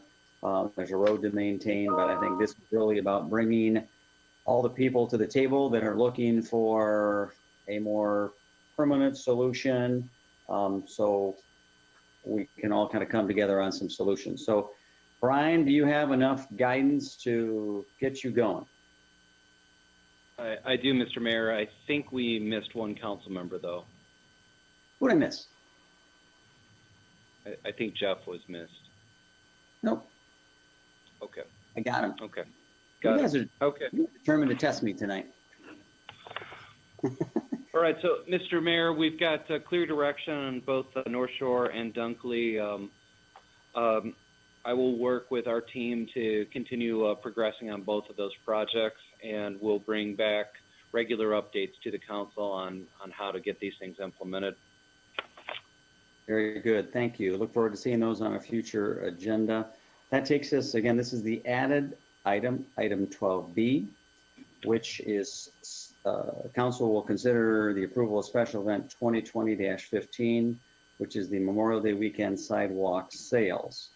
So, and again, if we get a motion in a second, we can have the discussion and then we can move on from there. So I'll look for a motion first.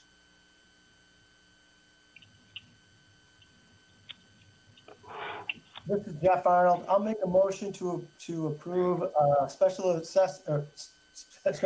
2020-15 sidewalk sales. I second it. Joe Reeser. All right, we have a motion and a second to approve special event 2020-15. Okay, so Brian, let's talk about the sidewalk sale and this weekend and what's possible. I know we've already heard one concern just about what's legal and possible under the current governor's order. So can you just get some thoughts on that real quick? Yeah, so the sidewalk sale, if the council were to approve this, you would want to do so just contingent upon two things. Number one would be that that only retailers that are allowed to sell under the existing executive order could do so. And then secondarily, you would want to make this contingent if the state of Michigan provides loosening, that the city would then allow for the sidewalk sales to occur. We're not going to have another council meeting before the holiday weekend. This was an idea that Councilmember Campbell discussed with some of the retailers. We do understand that retail is still allowed or is still limited to just essential services. And there are some in the downtown that would fall under the essential service criteria. Some do not. Earlier today, the state of Michigan provided some loosening of the executive order, allowing areas around Traverse City and the Upper Peninsula to resume retail and some restaurant activity. If that were to occur by the end of the week, then the sidewalk sales could proceed. If that does not occur, then the only way the sidewalk sales could proceed is if they have essential services that they've already been providing and are already compliant with sales. So that's a lot to throw at the council, but the concept here is we've got a lot of local businesses that are hurting, and Mr. Campbell was just hoping to give them some flexibility if the state opens up some additional loosening over the coming days. Mr. Mayor, I know Mr. Campbell's wanting to speak. Yeah, go ahead. Sorry. No, I was going to say, go ahead, Chris. That's all I was going to say. Oh, so yes, non-essential is allowed for curbside. So we can be open for curbside online. We're just not allowed to let people inside our stores unless we're supposed to come out to them. Very good. So I guess let's clarify that a little bit, Brian, because I mean, Chris, are you thinking the non-essentials then will be outside under the current one? Well, originally, I was thinking that we would try to, not all businesses would try this, but we were looking at, is this possible to allow the businesses, some of these businesses can bring their product outside. Would that help them generate sales? But after some discussion, it sounds like from our city attorney tonight, actually, that the sidewalk sales would not be allowed unless she loosened restrictions. This was an idea that I was trying to propose to at least help some of our businesses downtown to try to generate some funds. But with the current executive order, this sounds like, from what I've heard, might not be possible as us advertising for a sidewalk sale. So. Okay. Now we got Nick on the phone. So really, the proposal, Brian, as you stated, it would be providing it's allowed by the governor, and obviously those that would be allowed to obviously provide the retail services would be those that are included. So if I'm hearing that correct, I don't know if Nick, that makes sense to you. I think so. Let me chime in here. The way I understand the order is the distinction between essential and non-essential is that would extend to an outdoor area. I don't see anything in the order that would make that different. I think that if you're only selling non-essential items, then all you're currently allowed to do under the current order is essentially to take pre-orders to people who are waiting to pick them up outside. I don't read the order as allowing you to just move indoor product outside and have people display and have people actually physically review and go through outdoor displays. That's something we could potentially seek input from the governor's office on. The governor's office is pretty active at responding to questions. Maybe we could get clarification on this idea between now and Memorial Day weekend. So we could tentatively pursue it if we were to get that kind of positive clarification. But my understanding is that the curbside is limited to kind of just a very limited interaction with a person in the store who already has the goods in hand that you purchased. But we could pursue this and see if we made headway with the governor's office. And again, as Brian mentioned, things could very easily change between now and Memorial Day. The governor's new order breaks the state up into, I think, 6 or 7 regions, and those regions are now defined South Haven's grouped with essentially the southwest corner of Michigan.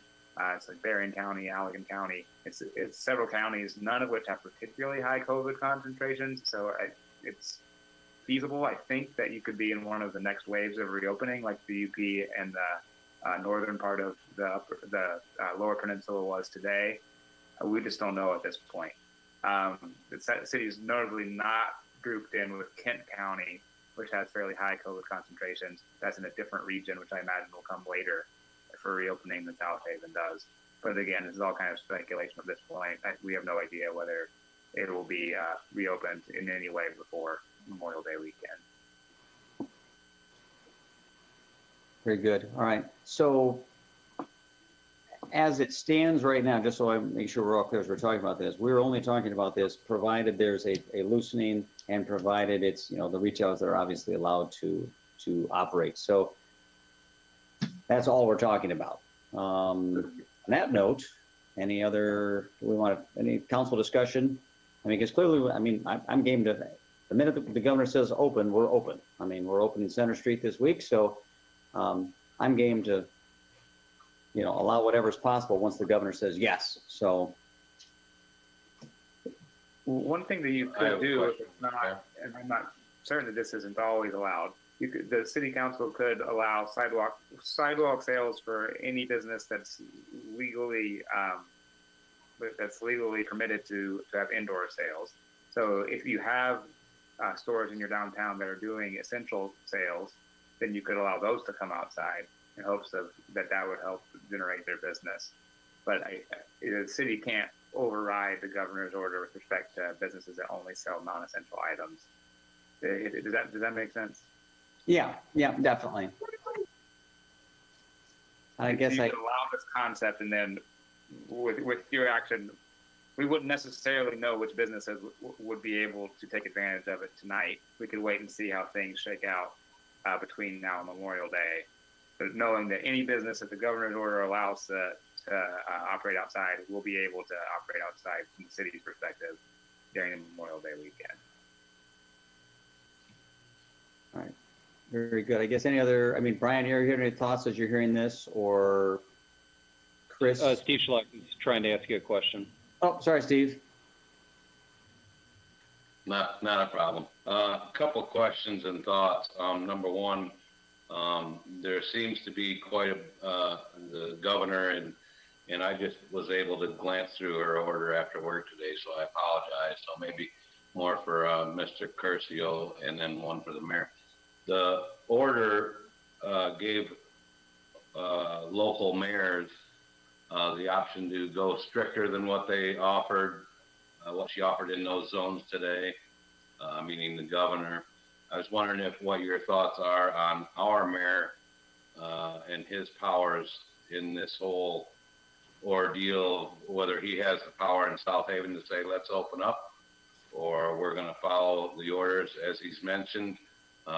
Do we have that option at our hand, on our hand to consider?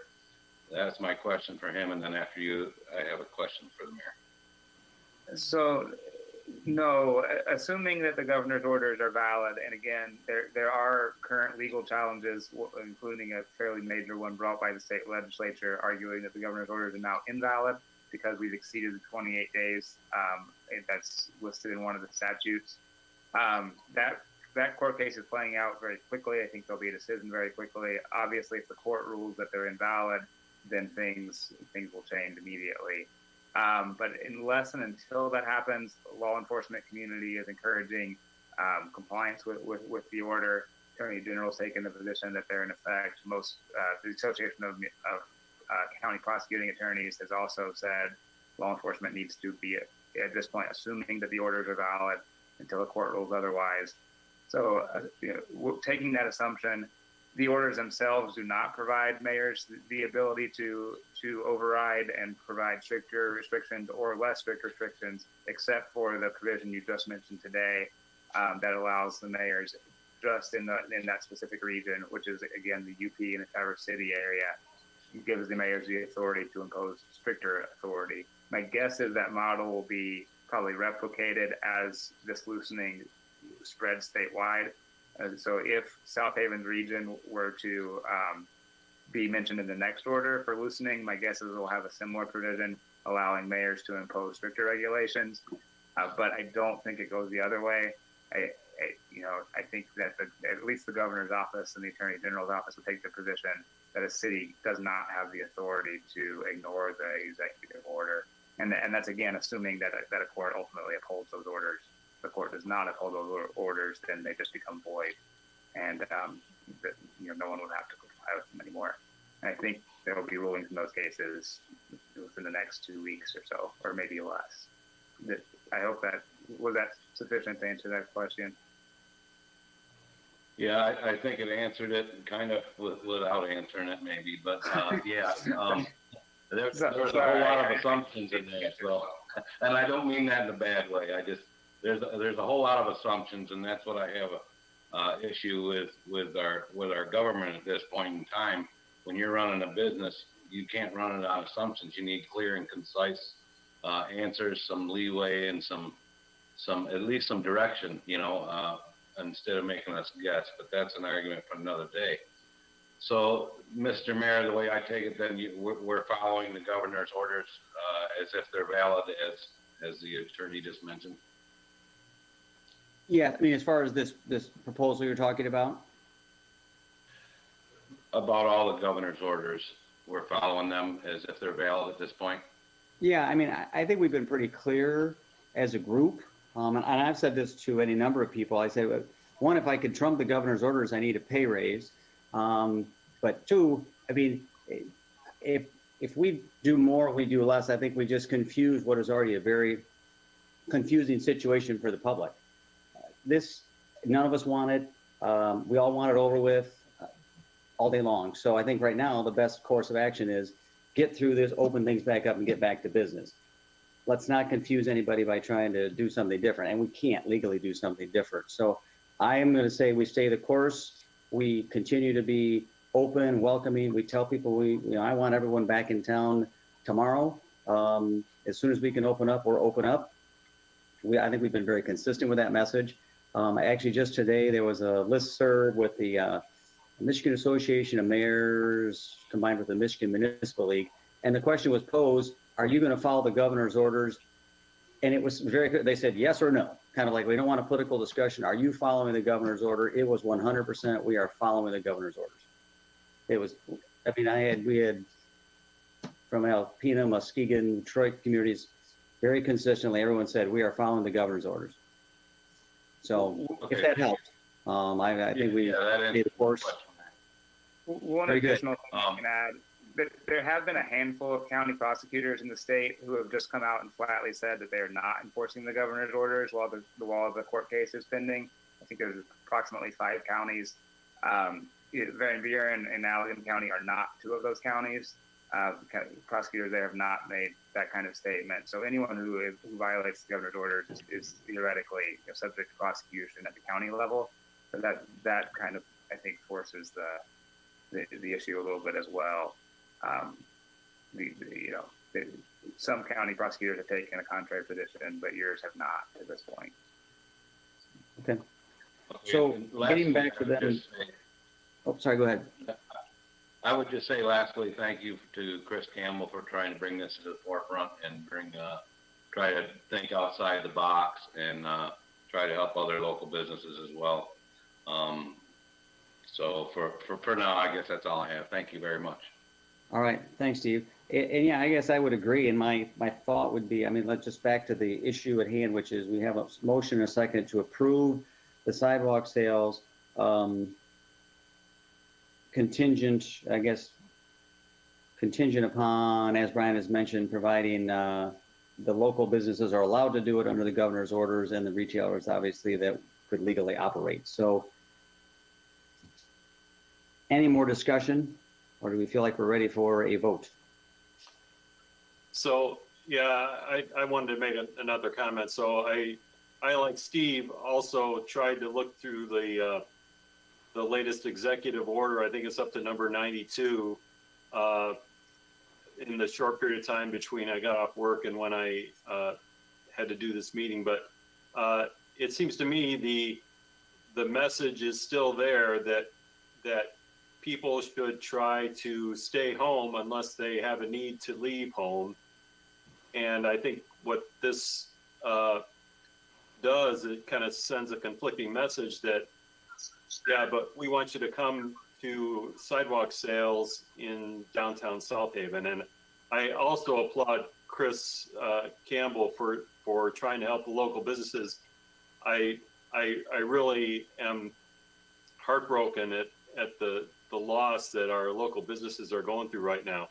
But I would hate for us to end up being a hot spot because of something that we did tonight that caused a gathering place that didn't need to happen.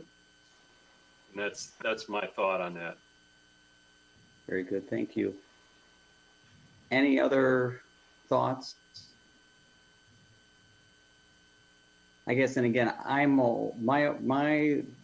just so we're clear, we're only talking about allowing these, providing it would be allowed by the governor's orders. We're simply asking for an earlier request because we would not be meeting again prior to the weekend that the sales could occur. When are the dates of the sale? Sorry, Brian, can you review that, the dates of the sale?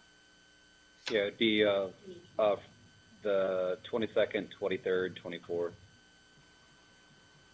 Okay. All right, I've got no other comments coming, so I guess this will be a roll call vote. This would again be provided that it is allowed by the governor and there's been a loosening of restrictions. If it was allowed legally, then that's how they would occur. Travis. Okay, we'll do the roll call. I just want to make clear that Councilmember Campbell has recused himself from this vote. So, Arnold? Yes. Reeser? Yes. Schlack? Yes. Sleeper? No. Wilkins? Yes. Smith? Yes. All right, so that passes, and thank you everybody for that discussion. And again, I think this is going to be the norm for the next couple of meetings, so just buckle up for these discussions. So now we are at that time in the meeting where we listen to items that are not on the agenda. If you would have something you'd like to talk about, we'll hold the phones for a second. Again, the number is 6370777. Again, this is for citizens in the audience who will be heard on items not on the agenda.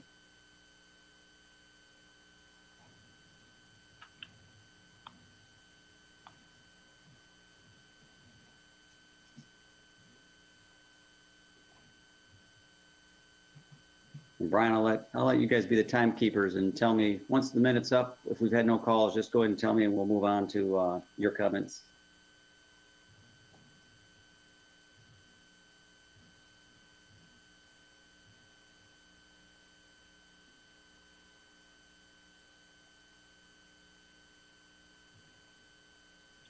Okay.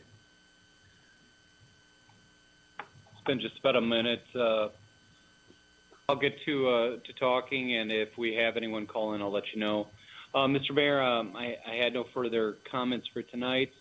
I appreciate everyone hanging in there. We've tried to keep these virtual meetings very brief, and I know that this one was not. I appreciate everyone hanging in there. The discussion about the high water is something that we really needed to get feedback on, so thank you very much. With that said, I'll just double check with our IT staff and make sure we have no callers. No callers at this time. Okay. Those are my comments, sir. Very good, thank you. All right, council member comments. See if I can not forget somebody. Let's go, Mr. Jeff Arnold tonight. I have no comments this evening. Very good. How's online learning going? It's been going okay. The website crashed today, but I just got a notification that it's up and running again. So.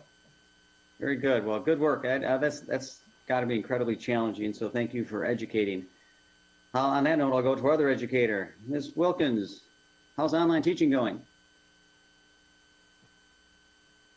It's going. And no. Very good. All right. Well, thanks for hanging in there. Mr. Schlack, how's your water? I would just like to say in the evening on, we know that the high water is a challenge. It's a challenge for everybody, along with the COVID-19 challenges that we all face. It seems like we're all getting hit with everything all at once, and it's been a very rough spring.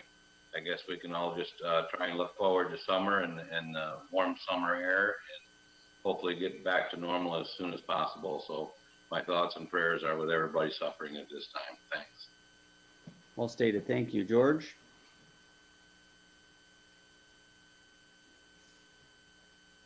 I just want to say thank you to Brian and his staff for keeping the city going, and that's all I have. Thank you. Chris? Just want to say to our businesses in town, just hang in there. We'll get through it. We're getting there. Other than that, and thanks, Brian and the city. Everyone's worked really hard. This has been a challenging time for all of us, especially when I keep accidentally muting and unmuting my mic, or my daughter found my mouse. Other than that, I just want to thank everybody. This has been interesting. So Very good. And your children are, you're surviving okay in the house with all those kids? Oh, we're trying. 2 toddlers. They can take things apart. They take the remotes apart. They hide the batteries. They're fun. I'm sure they can. Well, we haven't had them visit on the screen in a little while, so you know they're always welcome. So very good. Thank you. Good luck with that, Mr. Reeser. I'm glad to see Center Street done just in nick of time, and I'll look forward to see it when all the landscaping's done, and I'll be thrilled the day the businesses can open. And my thoughts and prayers are with all the people in this country that are suffering and have lost loved ones. One of the people in the news said last night, and I'll never forget it, one of the doctors said, before this is all over, everyone is going to know one person in their life that they've lost. And I sure hope that's wrong. But my thoughts and prayers are with all the business people, everyone that's suffering financially and physically. And I hope things get better soon. Thanks. Very good. Thank you.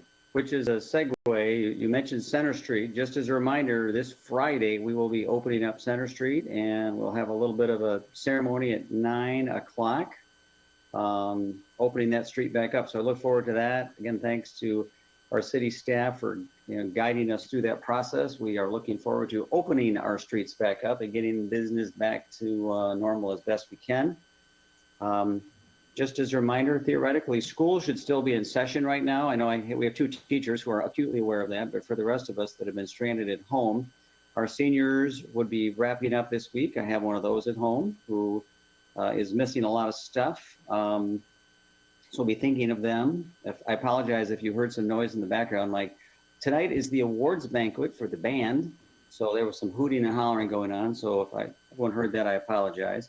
But congratulations to our band who had their banquet virtually tonight. So that was a first. I'm looking forward to opening, things back up. I think we talked about that a lot, and just really want to, encourage everybody to be patient. It's going to get tougher because all around us things are opening up. So I just really, I don't want to see us, become too divisive as a community. I mean, we're going to have people coming in and not knowing that an hour from here, everything's, opening back up. People might come to town not knowing, without their mask, without this, without that. So I just think we have to be patient, be kind to one another, and know that not everybody comes in maybe knowing what the rules are right here, right now. So that's all. Patience. Let's get the businesses open back up. I look forward to seeing everybody in person soon and getting a haircut very soon. That'd be awesome. So on that note, I'll seek a motion to adjourn. I'll make a motion to adjourn. I'll make a motion to adjourn. Second, All right, I guess. Steve Slack. Very good. Thanks to you. I got a motion and a second, and a roll call. Campbell, Yes. Reeser, Yes. Schlatt, Yes. Lieber, Yes. Wilkins, Yes. Arnold, Yeah. Smith, Yes, and again, thanks to city staff, thanks council, thanks public for tuning in tonight, and everybody have a great weekend, and a wonderful holiday weekend. Be safe. Thank you. And we are